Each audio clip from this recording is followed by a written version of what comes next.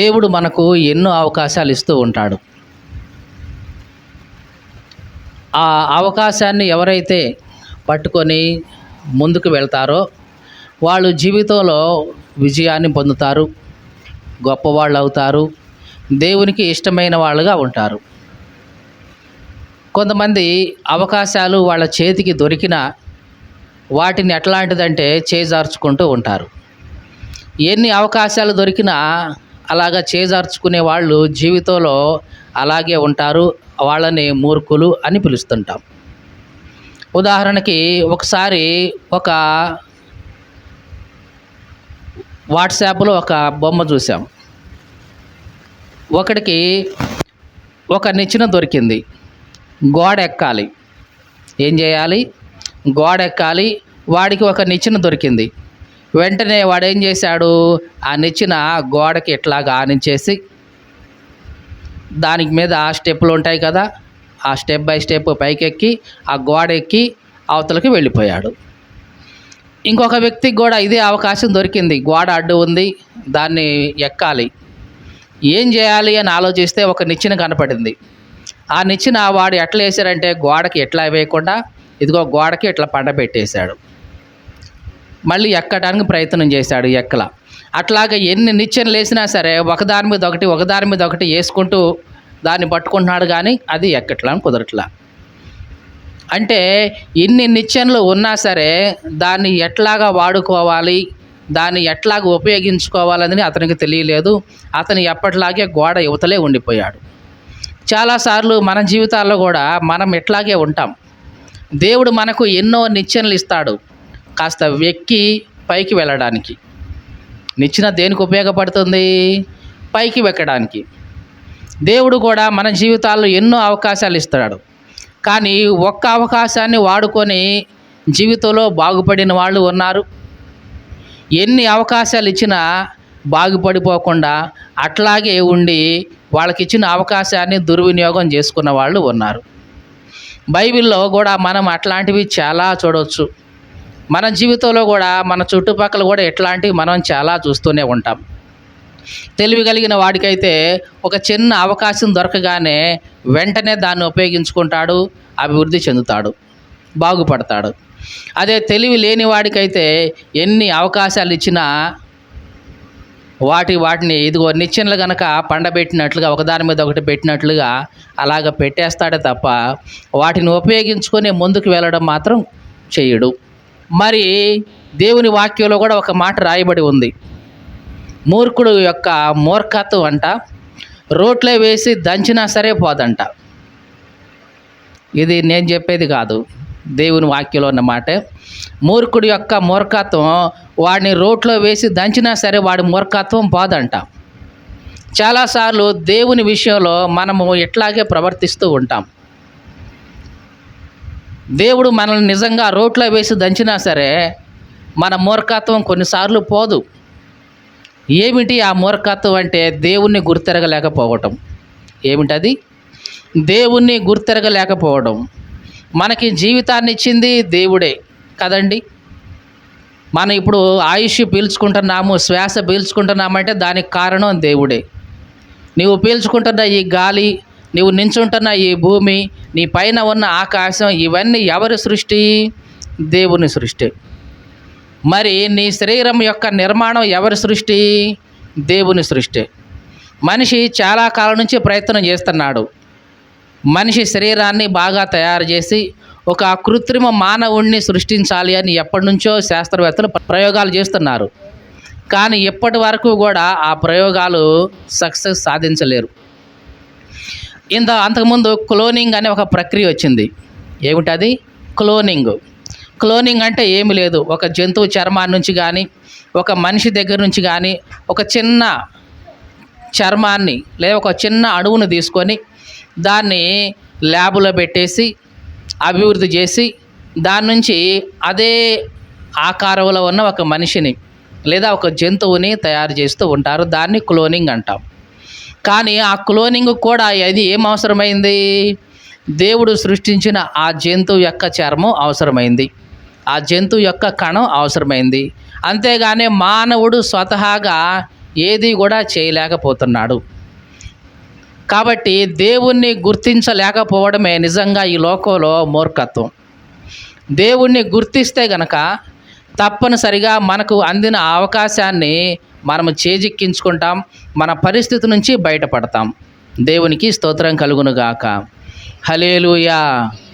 అట్లాంటి ఒక వ్యక్తి తనకు ఇవ్వబడిన మొట్టమొదటి అవకాశాన్ని చక్కగా సద్వినియోగం చేసుకొని తన జీవితంలో ఉన్న సమస్య నుంచి బయటపడ్డాడు. అట్లాంటి ఒక సందర్భాన్ని మనము ఈరోజు బైబిల్ నుంచి ధ్యానం చేద్దాం.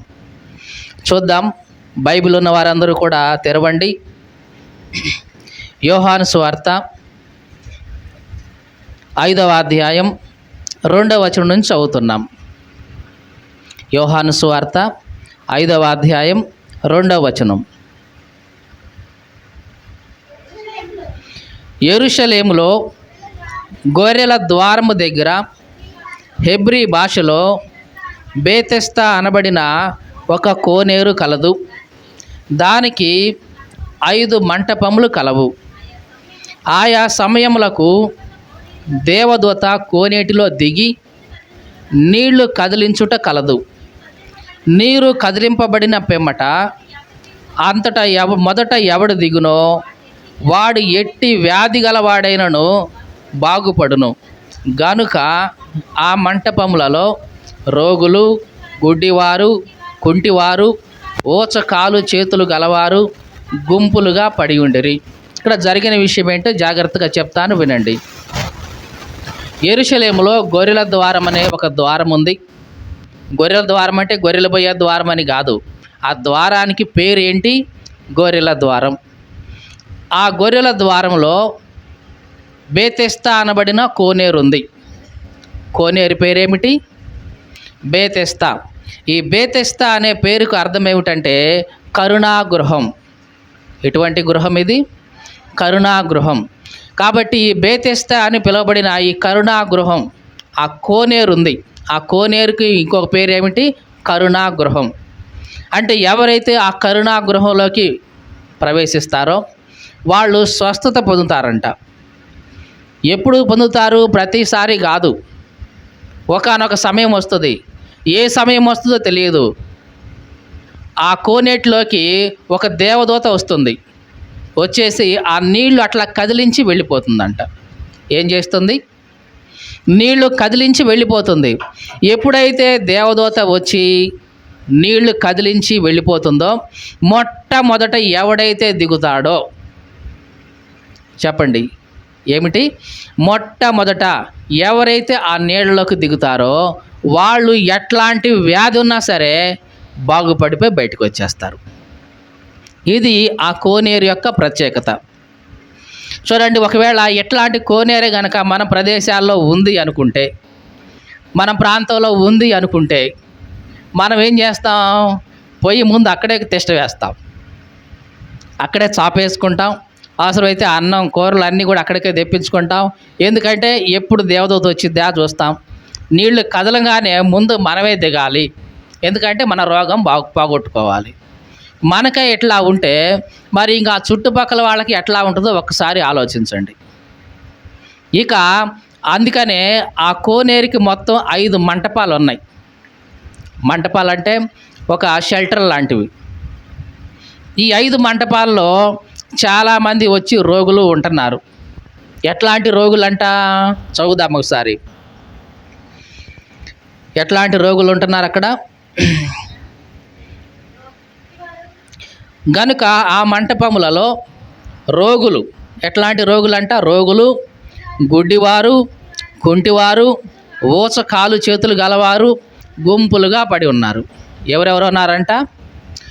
రోగంతో పడి ఉన్న వాళ్ళు ఉన్నారు, గుడ్డి వాళ్ళు ఉన్నారు, కుంటి వాళ్ళు ఉన్నారు, కాలు చేయగలిగిన వాళ్ళు, అంటే కాలు చేయగలిగిన వాళ్ళు ఉన్నారు.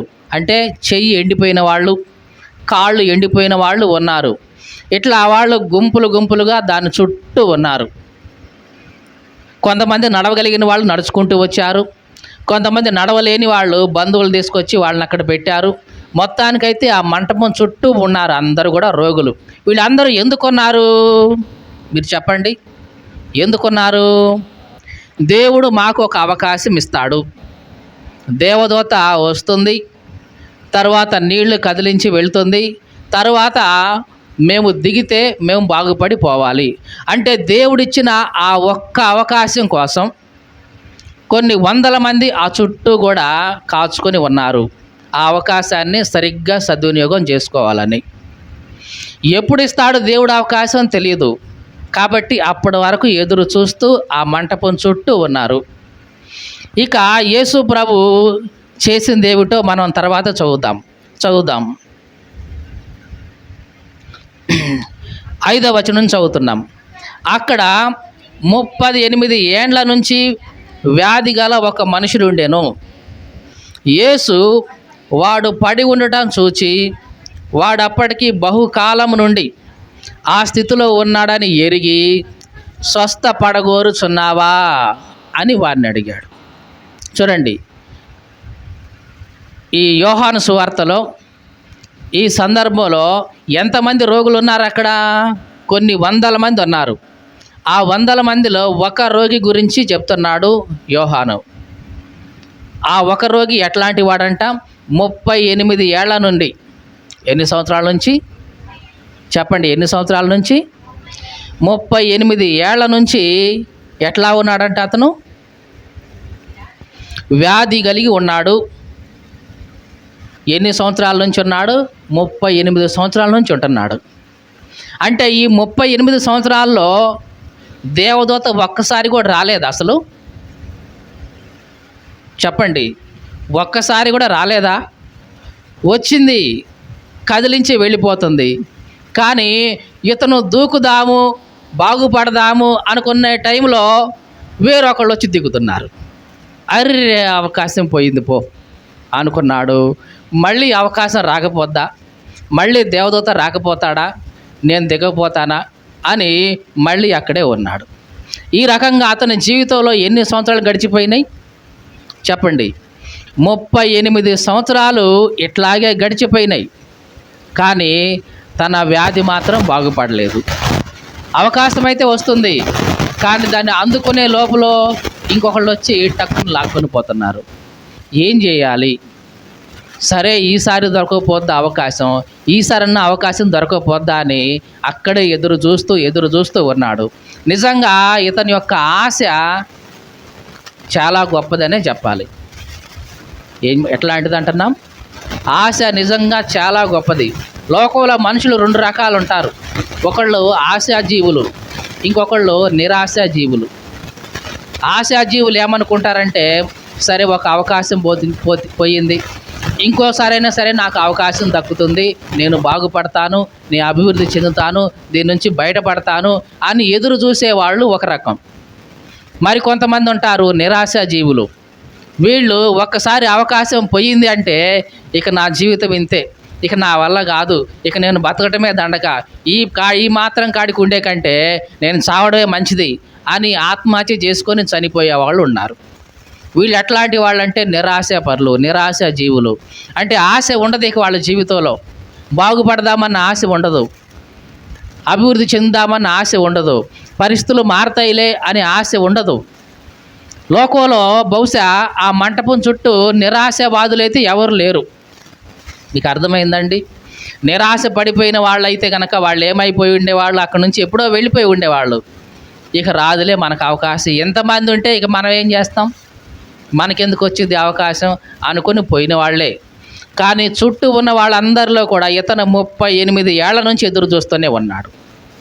ఎన్ని సంవత్సరాల నుంచి? 38 ఏళ్ల నుంచి ఎదురు చూస్తూనే ఉన్నాడు. నాకు దేవుడు ఎప్పుడోకప్పుడు అవకాశం ఇస్తాడు, నేను బాగుపడతాను. ఇది అతనిలో ఉన్న విశ్వాసం. ఈ మాటలు వింటున్న నా ప్రియ సహోదరి సహోదరుడా, మరి దేవుని సన్నిధిలో నీవు ఎన్ని సంవత్సరాల నుంచి ఎదురు చూస్తున్నావు? ఎన్ని సంవత్సరాలు? చాలాసార్లు మనం అనుకుంటాం, వివాహం అయింది, మొదటి సంవత్సరం అయిపోయింది, పిల్లలు కలగలేదు. 2వ సంవత్సరం అయిపోయింది, పిల్లలు కలగలేదు. 3వ సంవత్సరం ఇంకా నిరాశ వచ్చేసింది, చూసివా దేవుడు నాకు ఇంతవరకు ఏమి ఇవ్వలేదు అని నిరాశ వచ్చేసింది. 4వ సంవత్సరం అయింది, నిరాశ ఇంకా పెరిగిపోద్ది. 5వ సంవత్సరం అయింది, నిరాశ ఇంకా పెరిగిపోతూనే ఉంటుంది.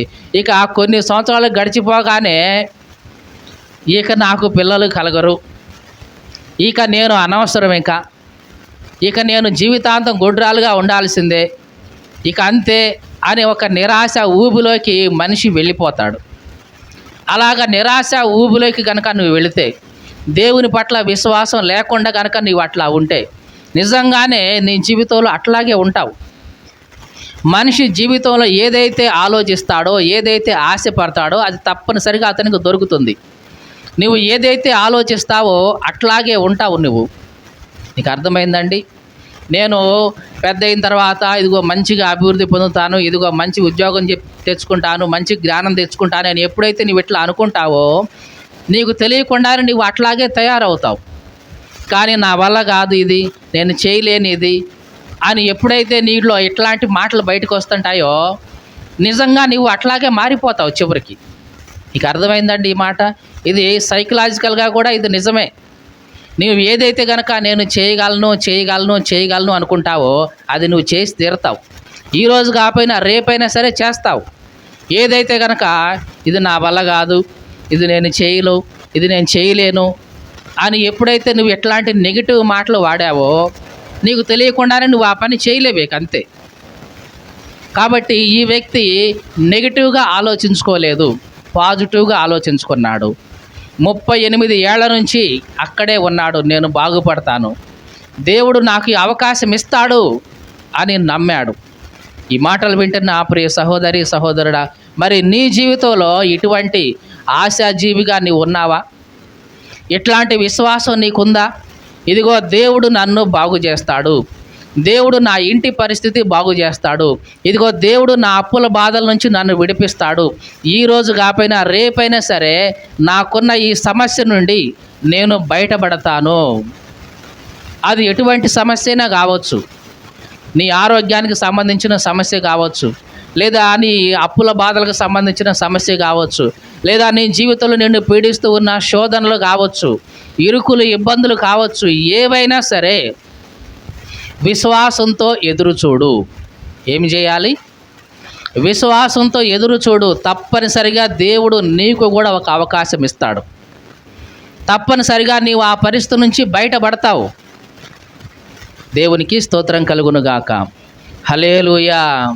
కానీ చాలామంది కుటుంబాలలో చూస్తూ ఉంటాము, స్త్రీలు కానివ్వండి, పురుషులు కానివ్వండి, నిరాశా జీవులుగా ఉంటారు. ఎట్లా ఉంటారు?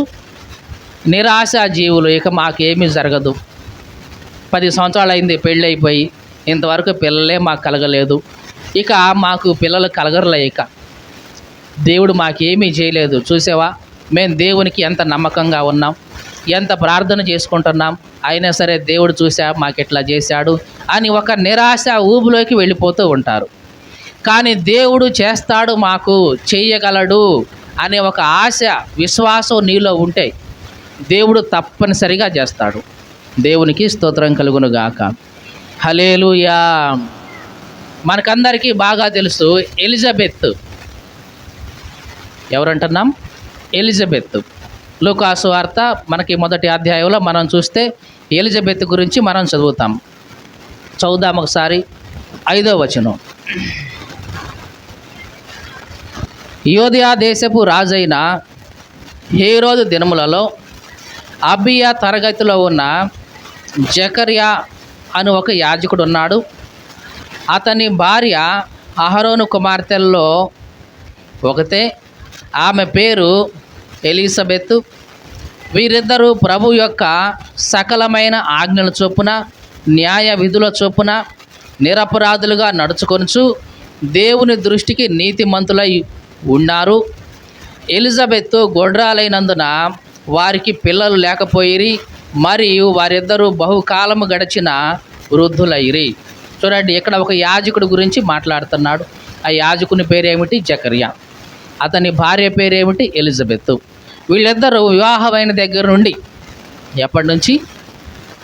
వివాహమైన దగ్గర నుంచి దేవుని దృష్టికి మంచిగా నడుచుకుంటూ ఉన్నారు, ప్రతి ఆజ్ఞను పాటిస్తూ ఉన్నారు. ప్రతి కట్టడా పాటిస్తూ ఉన్నారు. ఒక్క మాటలో చెప్పాలంటే దేవుని దృష్టికి నీతిమంతులుగా ఉన్నారు వీళ్ళు. ఎట్లా ఉన్నారంట చెప్పండి, ఎట్లా ఉన్నారు? నీతిమంతులుగా ఉన్నారు. ఒక్కళ్ళ ఇద్దరా? ఇద్దరూ కూడా దేవుని యొక్క అన్ని ఆజ్ఞలను పాటిస్తున్నారు. దేవుని యొక్క సకలమైన మర్యాదలు చేస్తున్నారు.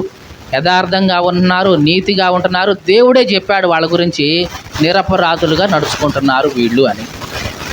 మరి అట్లాంటి వాళ్ళకి మనమైతే ఏమంటామో తెలుసా? మనమే గనక ఇట్లా ఉంటే, ఏంటంటే దేవుడు మాకింత అన్యాయం చేశాడు, మేము ఏం తప్పు చేసామని అంటామా లేదా? మంచిగా మేము కలిసి భార్యాభర్తలను కలిసి ప్రార్థన పోతున్నాం, కలిసి ప్రార్థన చేసుకుంటున్నాం, మేము ఎవరికి ఏ హాని చేయలేదు, ఏ అపకారం చేయలేదు. అయినా సరే చూడండి, దేవుడు మాకు ఇంతవరకు పిల్లల్ని ఇవ్వలేదు. ఇట్లాంటి దేవుడి దగ్గరికి మేమెందుకు పోవాలండి? ఇట్లాంటి దేవుడి పని మేమెందుకు చేయాలండి? మేమెందుకు ఆయన ఆరాధన చేయాలండి? అరే, నిన్న కాక మొన్న పెళ్ళైన వాళ్ళకు పిల్లలు పుడుతున్నారండి, 10 సంవత్సరాలండి మాకు కలగలేదండి అని నిరాశ పడిపోతాం కదండి. కానీ ఎలిజబెత్, జకరియా వీళ్ళు నిరాశ పడిపోలేదని చెప్పడానికి కారణం ఏంటి? జకరియా ప్రతిసారి కూడా ప్రార్థన చేస్తూనే ఉండేవాడు. నాయనా నాకు కుమారుడు కలగాలి, నాకు బిడ్డలు కలగాలి అని ప్రతిసారి ప్రార్థన చేస్తూనే ఉన్నాడు. ఎప్పుడు? ముసలివాడైన తర్వాత కూడా ప్రార్థన చేస్తూనే ఉన్నాడు. మీకు అర్థమైందా ఈ మాట? చాలాసార్లు మనం అంటాం 30 సంవత్సరాలు వస్తే లేదా 40 సంవత్సరాలు వస్తే ఇక వాళ్ళకి కానుపు ఉడిగిపోద్ది, ఇక వాళ్ళు గర్భం దాల్చలేరు, ఇక 40 తర్వాత పిల్లల్ని కంటమంటే అది చాలా కష్టం, వాళ్ళ వల్ల కాదు, వాళ్ళ కానుపు రాదు, అందదు అని అనుకుంటాం. కానీ దేవుడైతే కనుక ఏమైనా చేయగలడు, నీవు నమ్మాలి అంతే. దేవుడు ఏం చేయగలడు? ఏమైనా చేయగలడు, నువ్వు నమ్మితే కనుక. ఈ ఎలిజబెత్, జకర్యాలు ముసలితనానికి వచ్చారు. అయినా సరే ఈ జకర్యా బిడ్డల గురించిన ప్రార్థన అయితే ఆపలేదు. నీకు అర్థమైందండి? వివాహం అయిన దగ్గర నుంచి వాళ్ళు బిడ్డలు కావాలని ప్రార్థన చేస్తూనే ఉన్నారు. వివాహం అయింది, నడి వయసుకు వచ్చారు, చివరికి ముసలి వాళ్ళు అయ్యారు. అయినా సరే బిడ్డలు కావాలి నాయన అనే ప్రార్థన అయితే కనుక మానలేదు. మనం ఏం చేస్తాం? ఇక వయసు అంతా అయిపోయింది, ముసలివాళ్ళం అయిపోయాం, ఇంకేంది ప్రార్థన చేసేది? అది కూడా ఎవరి కోసం? పిల్లలు కలగాలని. దేనికోసం? పిల్లలు కలగాలని. ఈ వయసులో ఏం ప్రార్థన చేస్తాం? చేసామే అనుకో, దేవుడు ఇస్తాడా? అసలు ఇచ్చే వయసే దాటిపోతే దేవుడు మాత్రం ఏం చేస్తాడు అని మనం పక్కన వేసేస్తాం. కానీ జకరియా, ఎలిజబెతుల యొక్క విశ్వాసం ఎట్లాంటిదంటే, వాళ్ళు వృద్ధాప్యానికి వచ్చినా సరే ప్రార్థన చేస్తూనే ఉన్నారు.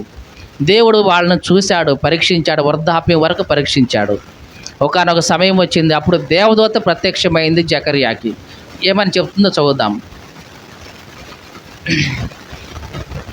12వ వచనం, లూకాసు వార్త 1వ అధ్యాయం 12వ వచనం,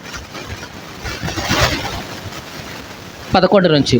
ప్రభు దూత ధూపవేది కుడివైపు నిలిచి అతనికి కనబడగా జకర్యా అతన్ని చూచి తొందరపడి భయపడిన వాడాయను.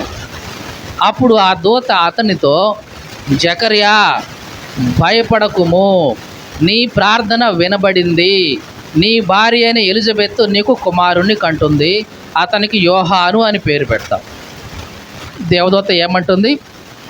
జకర్యా భయపడొద్దు, నీ ప్రార్థన వినబడింది. ఏం ప్రార్థన చేశాడు ఆయన? పిల్లలు కలగాలి అని ప్రార్థన చేశాడు. ఇదిగో నీవు చేసిన ఆ ప్రార్థన వినబడింది. కాబట్టి తర్వాత మాట ఏమంటుంది? నీ ప్రార్థన వినబడింది, నీ భార్య అయిన ఎలిజబెత్ నీకు కుమారుణ్ణి కంటుంది. ఏ వయసులో చెప్పండి? ఏ వయసులో? ఇప్పుడు ఇది వృద్ధాప్యానికి వచ్చేసారు, ముసలి వాళ్ళు అయిపోయారు. అయినా సరే ఇతను ప్రార్థన అయితే మానుకోలేదు. ఈ మాటలు వింటే నా ప్రియ సహోదరి, సహోదరుడా, మరి నీ జీవితంలో ఇటువంటి విశ్వాసంతో ఆశాజీవిగా నీవు ఉంటున్నావా? మనం అనుకుంటాం, కొన్ని సంవత్సరాలు చూస్తాం, ఎదురు చూస్తాం, ఇక దేవుడు ఏమీ చేయలేడులే. మనం అనే మాట ఇట్లాగే ఉంటుంది. ఎట్లా ఉంటుంది? దేవుడు మాత్రం ఏం చేస్తాడు? ఏమంట? దేవుడు మాత్రం ఏం చేస్తాడు? కాస్త వయసులో ఉంటే దేవుడు కూడా ఏదో ఒకటి చేసేవాడు. అంతా వయసు అయిపోయింది, ముసలిదాని అయిపోయింది, దేవుడు మాత్రం ఏం చేస్తాడు అంటే దేవుణ్ణే చేతగాని వాడిగా చేసేస్తాం మన మాటలతో కదండి. కానీ జకర్యా ఎలిజబెత్లు ఉన్నారే, వీళ్ళు దేవుణ్ణి చేతగాని వాడిగా ఎప్పుడూ చూడలేదండి.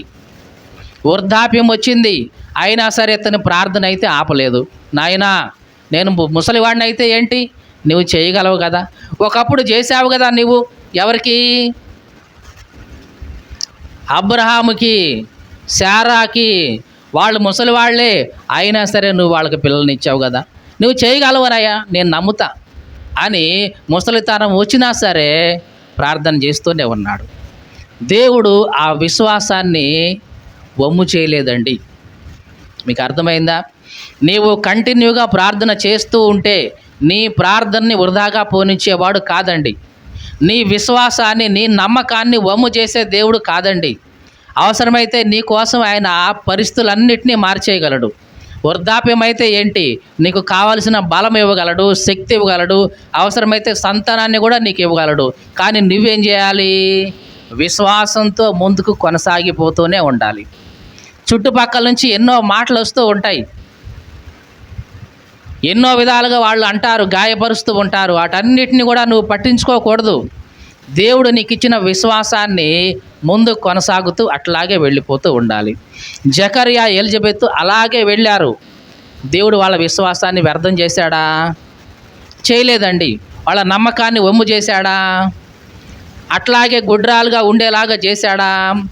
లేదు. వృద్ధాప్యంకి వచ్చిన తర్వాత ఒక మంచి మగబిడ్డను వాళ్ళకు ప్రసాదించాడు. దేవునికి స్తోత్రం కలుగును గాక. హల్లెలూయా, హల్లెలూయా. ఎటువంటి మగబిడ్డనో తెలుసా? శ్రేష్టమైన మగబిడ్డని. అసలు ఈ లోకమంతా మెచ్చుకునే ఒక మంచి కుమారుని ఇచ్చాడు, అది కూడా యోహాన్ని. యేసు ప్రభుకి ముందుగా వచ్చి ఇదిగో యేసు ప్రభు రాబోతున్నాడు అని చెప్పే ఒక మంచి ప్రవక్తని దేవుడు ఆమెకు కుమారునిగా ఇచ్చాడు. దేవునికి స్తోత్రం కలుగును గాక. హల్లెలూయా. ఈ మాటలు వింటున్న నా ప్రియ సహోదరి సహోదరుడా, దేవుడు ఆలస్యం చేస్తున్నాడు అంటే నిన్ను పట్టించుకోవట్లేదని కాదు, నీకు శ్రేష్టమైనది ఇవ్వాలి అని ఆయన ఆలోచన. దేవుడు నీకు ఇవ్వబోయేది చాలా గొప్పగా ఉంటుంది అని నువ్వు నమ్ము. నీకు అర్థమైందండి? దేవుడు ఆలస్యం చేస్తున్నాడంటే ఆయన ఇవ్వలేక కాదు, లేకుంటే నీవంటే ఆయనకి ఇష్టం లేదని కాదు. ఆయన నీ కోసము శ్రేష్టమైన దాన్ని సిద్ధం చేస్తున్నాడని అర్థం. నీ కోసం అన్నిటికంటే గొప్ప దాన్ని సిద్ధం చేస్తున్నాడని అర్థం. ఆయన యొక్క నమ్మకం నీ మీద ఉంది కాబట్టి ఇదిగో నీకు దేవుడు ఇంకా సమయాన్ని ఇస్తూనే ఉన్నాడు. దేవునికి స్తోత్రం కలుగును గాక. హల్లెలూయా.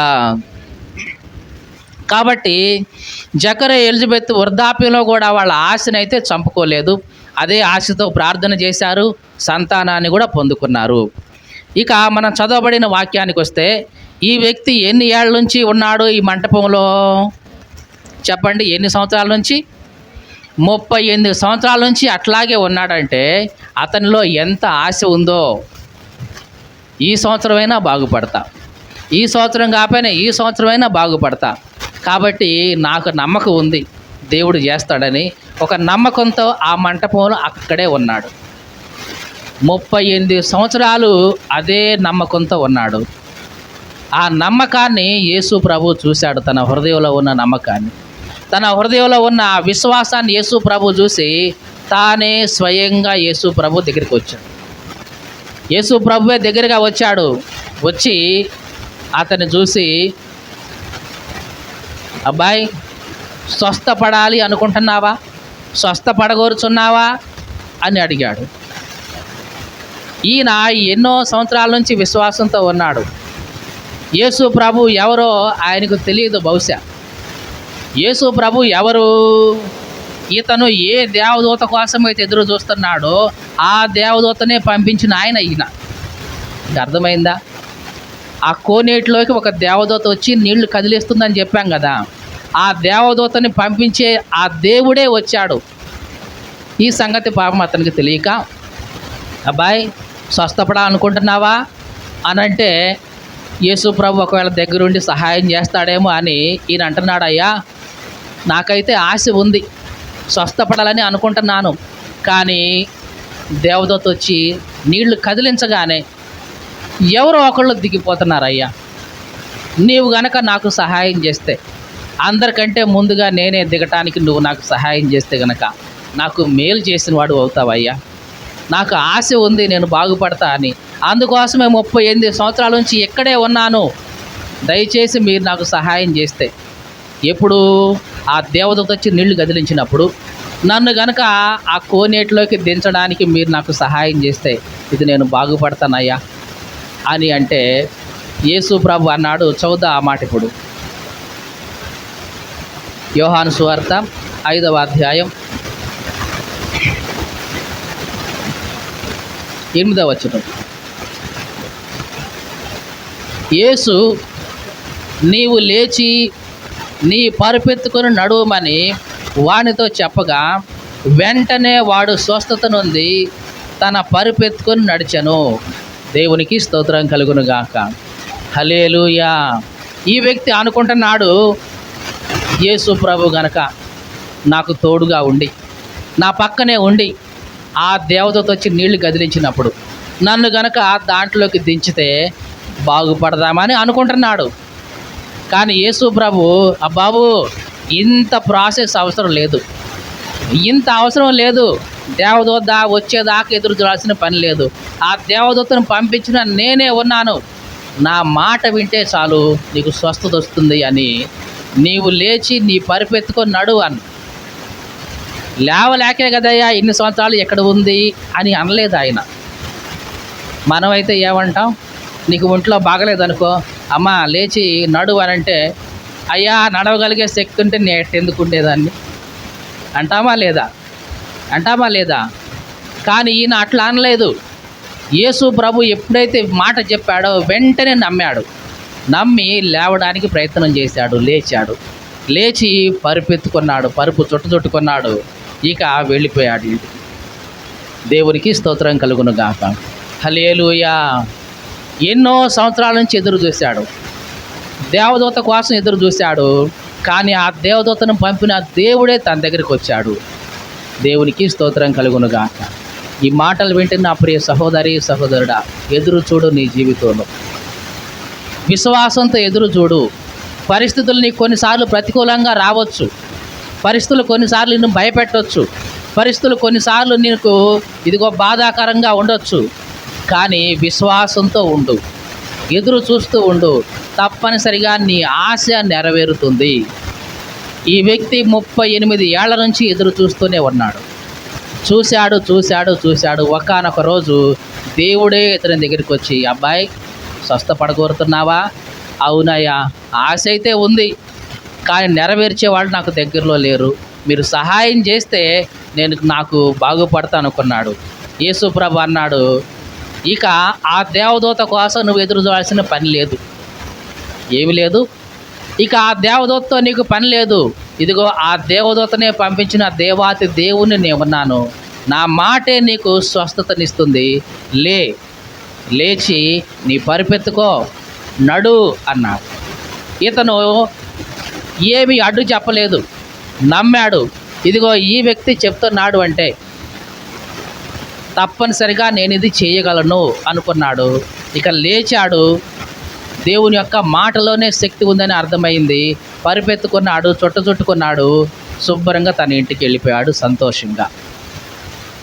మరి 38 ఏళ్ల నుంచి అక్కడే బాధపడుకుంటూ ఉన్నాడు. కానీ ఒక్క అవకాశం దేవుడిచ్చాడు. ఆ ఒక్క అవకాశాన్ని ఇదిగో అదునుగా తీసుకున్నాడు. ఆ ఒక్క అవకాశాన్ని సరిగ్గా వాడుకున్నాడు, విశ్వాసంతో దాన్ని అందిపుచ్చుకున్నాడు. దేవునికి స్తోత్రం కలుగునుగాక. హల్లెలూయా. మరి ఈ మాటలు వింటున్న ప్రియ సహోదరి సహోదరుడా, ఎన్ని అవకాశాలు దేవుడు నీకు ఇస్తున్నాడో తన దగ్గరికి రావాలని, విశ్వాసం ఉంచాలని, ఆ విశ్వాసం ద్వారా ఇదిగో నీకున్న సమస్యల నుంచి బయటపడాలని దేవుడు నీకు ఎన్ని అవకాశాలు ఇస్తున్నాడో. ఇలాగా దేవుని వాక్యం ప్రకటించబడుతున్న ప్రతిసారి కూడా దేవుడు నీకు ఇచ్చే అవకాశం, మారు మనసు పొందడానికి దేవుడు నీకు అవకాశం ఇస్తున్నాడు. నీ జీవితాన్ని మార్చుకోవడానికి దేవుడు నీకు అవకాశం ఇస్తున్నాడు. నీ స్థితిని మార్చుకోవడానికి దేవుడు నీకు అవకాశం ఇస్తున్నాడు. నీ పరిస్థితిని మార్చుకోవడానికి దేవుడు నీకు అవకాశం ఇస్తున్నాడు. నీకున్న అనారోగ్య సమస్యల నుంచి తప్పించుకోవడానికి దేవుడు నీకు అవకాశం ఇస్తున్నాడు. నీకున్న అప్పుల బాధల నుంచి తప్పించుకోవడానికి దేవుడు నీకు అవకాశం ఇస్తున్నాడు. నీ చుట్టూ ఉన్న సమస్యల నుంచి, శోధల నుంచి, ఇబ్బందుల నుంచి, ఇరుకుల నుంచి, వీటన్నిటి నుంచి తప్పించుకోవడానికి దేవుడు నీకు అవకాశం ఇస్తున్నాడు. విశ్వాసంతో మరి ఆ అవకాశాన్ని అందిపుచ్చుకుంటున్నావా? ఈ వ్యక్తి 38 సంవత్సరాల నుంచి ఉన్నాడు. కానీ ఒక్కసారి యేసు ప్రభు తన దగ్గరికి వచ్చాడు. ఆ వచ్చిన ఒక్క అవకాశాన్ని విశ్వాసంతో అందిపుచ్చుకున్నాడు. తన జీవితం మార్చబడింది. దేవునికి స్తోత్రం కలుగును గాక. హల్లెలూయా. ఈ మాటలు వింటున్న ప్రియ సహోదరి సహోదరుడా, మరి నీ పరిస్థితి ఎట్లా ఉంది? ఎన్నిసార్లు దేవుడు నీకు అవకాశం ఇచ్చినా ఇంకా అట్లాగే జారవిడుచుకుంటున్నావా? వదిలేసుకుంటున్నావా? ఇక ముందు ఎన్నడూ కూడా చెయ్యొద్దు. దేవుడు నీతో మాట్లాడుతున్న ప్రతిసారి దేవుడు నీకు ఇస్తున్న అవకాశం అని గుర్తించు. దాన్ని విశ్వాసంతో పట్టుకో. తప్పనిసరిగా నీకున్న ప్రతి పరిస్థితి నుంచి నీవు బయటపడతావు. దేవుడు నీకు విడుదల ఇస్తాడు. 38 ఏళ్ల నుంచి రోగంతో ఉన్న ఆ వ్యక్తినే విడుదల చేస్తే మరి నీకున్న సమస్యలు ఎన్ని సంవత్సరాల నుంచి ఉంటాయి? మహా అయితే 5 సంవత్సరాలు, 6 సంవత్సరాలు, 10, 20, అంతకంటే ఏమి ఉండవు కదా. మరి 38 ఏళ్ళ నుంచి కుళ్ళిపోయిన ఆ వ్యాధినే దేవుడు బాగు చేసి పంపిస్తే మరి నీ సమస్యని ఆయన క్లియర్ చేయడా? నీ సమస్యకు ఆయన పరిష్కారం చేయడా? తప్పనిసరిగా చేస్తాడు. నీవేం చేయాలి? విశ్వాసంతో ఆయన సన్నిధిలోకి సాగిపోవడమే. విశ్వాసంతో ఆయన మాట విని దాని ప్రకారం చేయడమే. తప్పనిసరిగా నీ జీవితంలో ఉన్న ప్రతి సమస్య నుంచి, ప్రతి శోధన నుంచి, ప్రతి ఇబ్బంది నుంచి, ప్రతి ఇరుకు నుంచి నీవు తప్పనిసరిగా బయటపడతావు. దేవునికి స్తోత్రం కలుగునుగాక. హల్లెలూయా. కాబట్టి విశ్వాసం ఉంచుదాం. ప్రభు పట్ల విశ్వాసం ఉంచుదాం. మన సమస్యలు ఏవైనా సరే వాటన్నిటి నుంచి మనకు విజయం వస్తుంది, విడుదల వస్తుంది అని విశ్వాసంతో మనం ఉందాం.